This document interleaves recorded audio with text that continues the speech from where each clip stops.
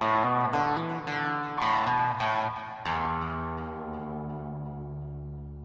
Illinois on Crab Orchard Lake with my good buddy Luke Estel and his crappie master, Chopper. Chopper knows how to catch crappie. He's going to help us because he's going to be our advisor today. Where to find them, where to fish. You know what? These guys really know how to find these slabs. And I'm here, it's early April, and I'm going to catch some. And we're going to show you how they do it so you can do it too. Let's go have some fun. But you've always fished crappie your whole life, right? Yeah, I've always fished crappie, but I've never got into it, you know, real big as I had in the last couple of years. And one of the reasons is I just absolutely love it. But it's just like bass, isn't it, when you think about crappie? How you got to hunt them down. Oh yeah, Not always so easy to get them. No, it's not. I mean, they move just like largemouth. You know, cold fronts affect them. You know, weather affects them just like bass. You know, we're going to go out and we're going to look for them. We might find them in 8 foot of water today. We might find them on the bank. Yeah, that's why I like it. It's that whole, the mystery of them, what to use, how to present the baits, catch them, and obviously eat them. Oh yeah, yeah. It's not catch and release here. It's catch and grease. Yeah, this is crappie. Let's go have some fun. Come on, Chopper, let's go. I'm ready to catch some crappie. It's been a long winter. Oh, let's go get them. Here I am at end of April in Illinois with Luke and Chopper. I can't wait to get out. First thing in the morning, we gotta do a few chores here and there, and I just wanna catch crappie, just like a kid when I was small. When I called Carl to come down and fish with Chopper and I had so many lakes to choose from. I was wanting to go to either Kincaid, Rend, Crab Orchard. We opted to go to Crab Orchard just for the sheer numbers. The weather around here has been absolutely terrible. On for 2 or 3 days, good, beautiful weather, then a thunderstorm, cold front. So Crab Orchard, we could get the numbers, we could get a show done. All right, folks, we're here on Crab Orchard Lake. It's early morning. We're targeting fish in 8 to 12 foot of water. We're looking for stake beds. We got some stake beds off this point over here. I'm gonna turn around and run past them and we'll see what we can find on the side scan. We're gonna use the side imaging and mark these stake beds with our GPS, and then we'll come back across them and throw marker buoys on them and fish them. We ran right over top of some of them, so I'm gonna come back across, throw a marker buoy on it. A lot of times when you run right over the top of them, they'll spook off the bed, but usually fishing 10 foot of water, 12 foot of water, they're gonna come back pretty quick. So if you give them 2 to 3 minutes, usually they're gonna be back on the marker buoy, so just give them a little time. All we gotta do is catch them. There's plenty here. I'm really impressed because there's a certain way that they fish with the marker buoys, driving over it. In the old days of traditional thinking, you're spooking them, you're spooking them. Doesn't matter. They showed me, and we proved it doesn't matter. Oh, that's a little better one. There's a better one. Nice. Oh, big fat female. Nice. Throw her in the boat. Good boy, Luke. Oh, there we go. Yes, sir. Crappie Oh, yeah, Thunder. nice crappie. On the Crappie Thunder. Yes, sir. Yes, sir. We're getting there. Look how big and fat she is. Full of eggs. Full of eggs. Beautiful.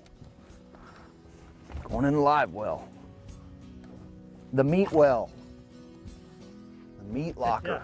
You know, you're not going to go out there every day and catch those 2 and 3 pounders.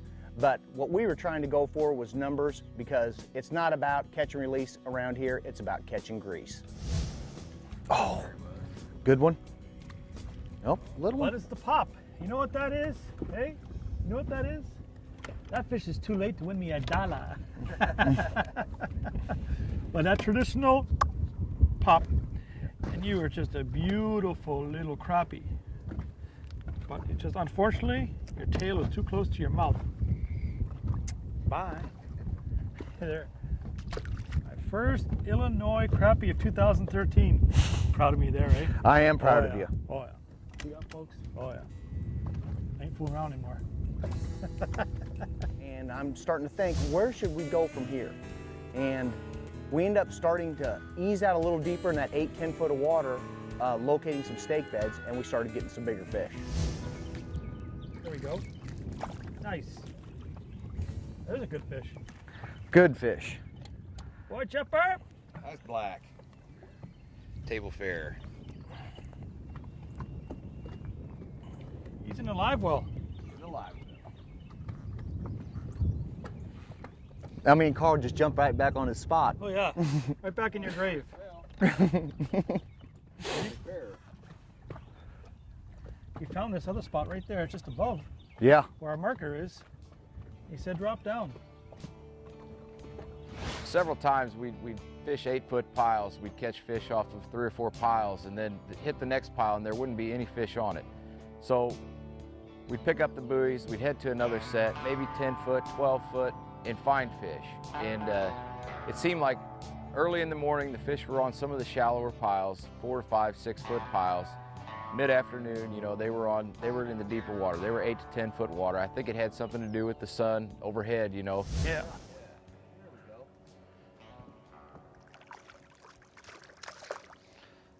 Look at them fight. Look at them fight. Ready to come in the boat? You're coming in the boat. Yep, going into a plate of grease. You're going into the plate. You're destined to be our guest tonight for dinner. Look where that is, eh? That's right down inside there. Bend it. Left side, Luke. Oh boy. One in there, Crappie. A few more and we're gonna go for dinner tonight. And for those that think that crappie are easy, you ain't fished crappie enough.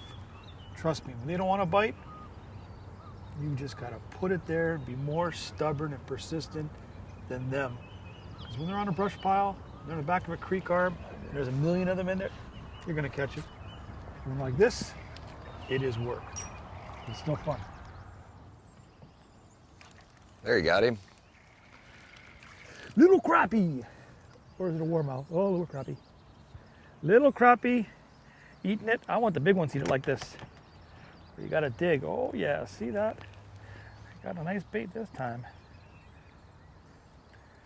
I'm gonna use these baits, tubes, everything Strike King makes. Try to catch some slabs today. Whatever it takes. Whatever. Let's go. Got him. There he was. Oh, all that for that. All that for Is the that little you? Just you? You fooled me. That makes me a bigger fool.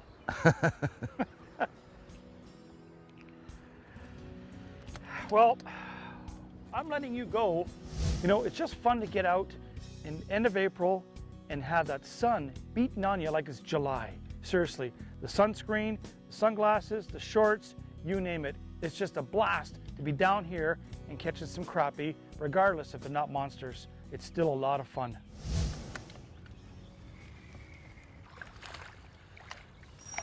They're trying to get bigger. They're trying.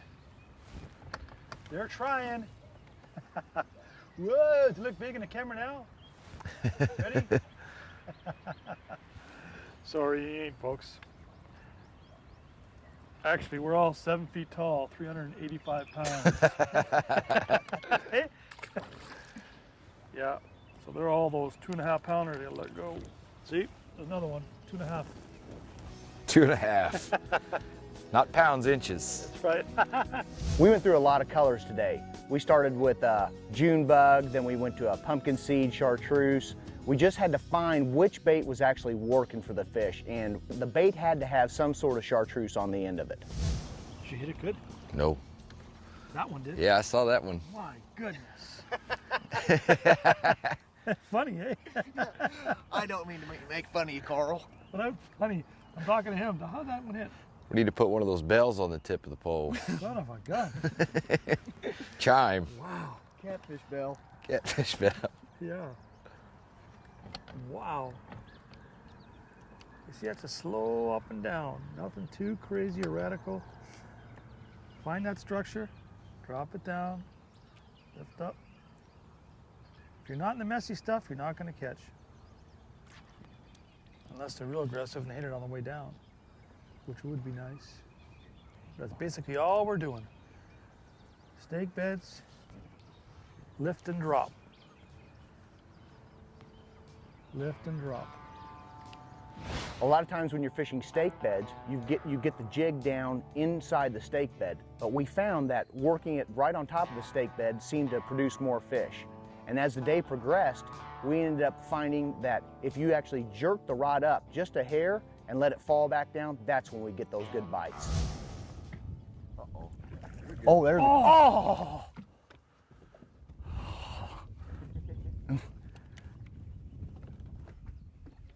Thought he was in the brush, you know that? He was in because I was pulling the brush up too. Yeah, I saw that. At first I thought, no way, that's a catfish or a bass. That's a good fish. That was Yeah. a good one. Gone. Keep at it, put it right back in there again. Wow, you know, I just lowered it about another, I'd say about 10 inches. And all of a sudden, thunk. But I was pulling him out of something for sure, because it was just heavy. My first chance at getting a big one. And what happens? It gets off. Doesn't that make you sick? It does me.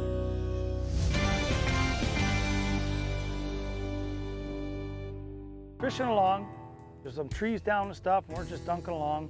Chopper looks down, and what does he see? A snake. I'm ready to jump out of the boat. And what does he do? He wants to go over and grab it.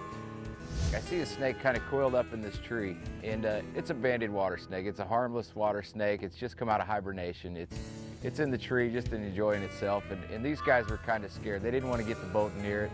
And I told Luke, I said, Luke, just pull up next to that tree. I said, I'll catch that snake so you guys get a better look at it. And they thought I was a little crazy, but they did it anyway. So they pulled in there close, and I reached down and grabbed it to get a better look at it, and then we turned it loose, and everything was great. So. All right, catch and release, eh? Catch and release. And he's off. You see what happens when a crappie bites slow? Got to have some kind of entertainment. Yeah, man. That was worth it. There's a good one. Attaboy. Attaboy, Luke. Lukester. Oh. Luke don't mess around. All the way in there. Is it? Oh, yeah. There's a good one. You like those bites, eh? Shad Oh, I- pole.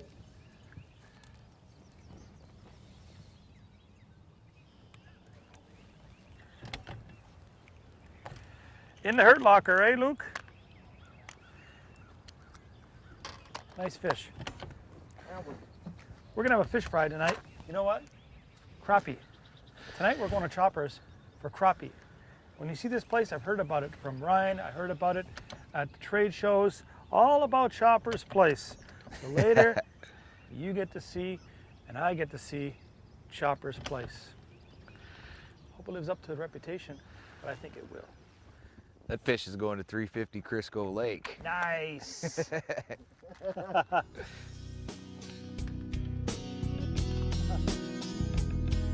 And as we all know, no crappie road trip is complete without a visit to the local tackle shop. So we had to make a detour while en route to Chopper's Place to the Crappie Pro Shop in Carterville, Illinois. My name's Kelly Trout, and I've been working with the Crappie Shop now for 11 years since it started.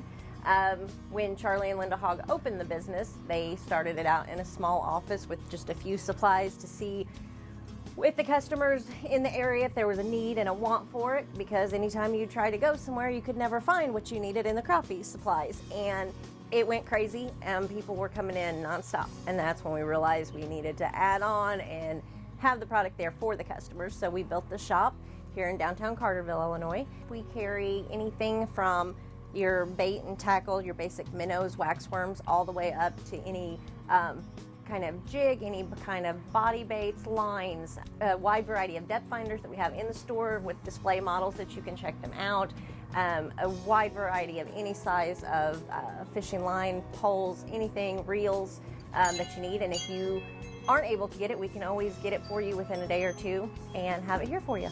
We're here Monday through Friday, 8 to 5, and Saturdays we're here from 8 to 12, and Sundays we're going fishing.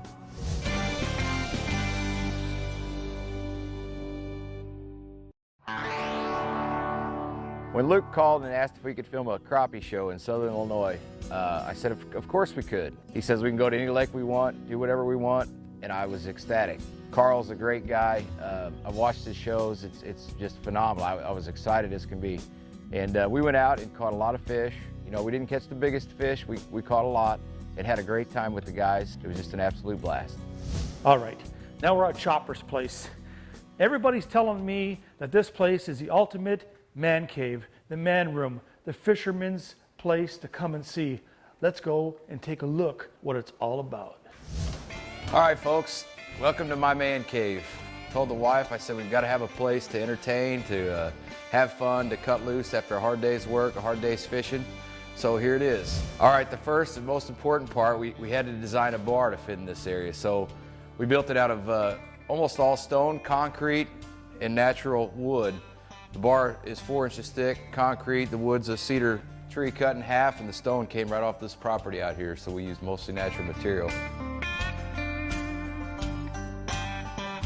All right, this is the master bedroom. It's not a giant bedroom, but you got a little bit of privacy to yourself. You know, it's just a small twin double bed, but bedroom for yourself, so. This is my office. This is where all the real work gets done.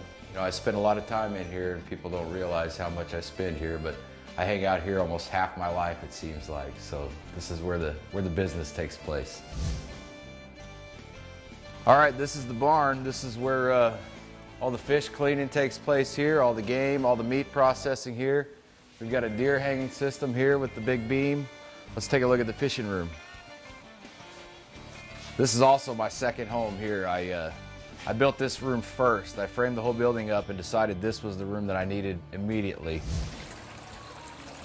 This is my live well. If I go out fishing and don't have a big mess to clean, I just throw them in here, and next time I go out, I add to it. It's kind of nice. I also keep minnows in here. If I have extras left over, I dump them in here, and everything's good for the next trip. All right, after the catch, I've set up this stainless steel sink with concrete countertop and a wood top here for carving them up. It makes it very nice and handy. I've got a hose right here. I can come in here and spray this thing off, put all the meat in the fridge. I mean, it's as simple as can be. All right, I got tired of chain hoisting deer up, using four-wheelers to pull them over trees. So like I said, I put this beam up for hanging deer, and I made it easy. I took boat winches and had a good friend weld some nuts and stuff on here and made it to fit a cordless drill.